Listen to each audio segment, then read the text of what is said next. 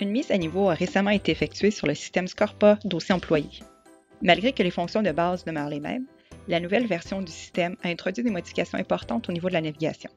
Nous aimerions donc prendre quelques minutes pour vous expliquer des trucs et astuces pouvant simplifier et améliorer votre expérience en tant qu'utilisateur.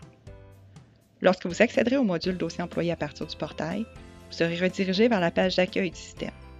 Par défaut, tous les employés du collège ont accès à la page d'accueil intitulée « Accueil employé ». Cette page d'accueil contient une collection de tuiles vous permettant d'accéder aux fonctionnalités les plus communes, soit la visualisation des bordereaux de paye, la soumission de demandes d'absence et la gestion de ses données personnelles. Il est à noter que les tuiles visibles par chaque employé varient selon les accès accordés. La grande majorité des employés au collège auront uniquement accès aux 3 premières tuiles. Certains utilisateurs ont accès à plus d'une page d'accueil. Par exemple, tous ceux et celles qui sont responsables d'une équipe auront également accès à la page d'accueil intitulée « Accueil gestionnaire ». Pour naviguer entre les diverses pages d'accueil, vous n'avez qu'à cliquer sur le titre de la page d'accueil et en sélectionner une différente parmi la liste. J'aimerais maintenant porter votre attention vers la bannière bleue en haut de page. Cette bannière est disponible sur toutes les pages dans le système. Elle inclut le titre de la page courante, ainsi qu'une série de boutons dans le coin droit supérieur. Examinons chaque icône de droite à gauche. L'icône en forme de boussole vous permet d'accéder à la barre de navigation. Comme vous avez sûrement constaté, le menu traditionnel de gauche n'est plus affiché par défaut dans la nouvelle version du système. Pour naviguer entre les diverses options, il faut plutôt se servir de la barre de navigation. La barre de navigation vous offre plusieurs options.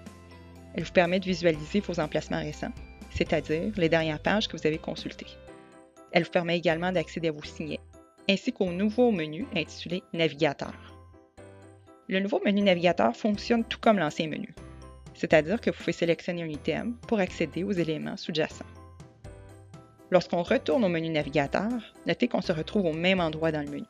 Vous pouvez vous servir de la flèche pointant vers la gauche pour retourner au niveau précédent, ou vous pouvez appuyer sur la flèche pointant vers le haut pour retourner à la racine du menu. Notez que la barre de navigation vous permet aussi d'accéder à l'ancien menu de navigation, ce qui est appelé « Accueil mode classique ». Malgré que l'ancien menu demeure disponible, nous vous encourageons fortement d'exploiter les nouvelles options de navigation. La nouvelle interface utilisateur a été modernisée afin d'améliorer la navigation via un appareil mobile. Passons maintenant aux prochaines icônes. L'icône avec les 3 barres horizontales vous affiche une liste d'actions possibles. Par exemple, c'est à partir de cette icône que vous pouvez accéder aux options de personnalisation et ainsi ajouter une page à votre page d'accueil, à la barre de navigation ou à vos signets. Notez que la liste d'actions variera selon la page que vous visualisez. L'icône drapeau vous permet de visionner les actions et les alertes à votre nom, malgré que cette fonctionnalité n'est pas beaucoup utilisée ici au collège. Et finalement, l'icône maison est un raccourci pour retourner à la page d'accueil.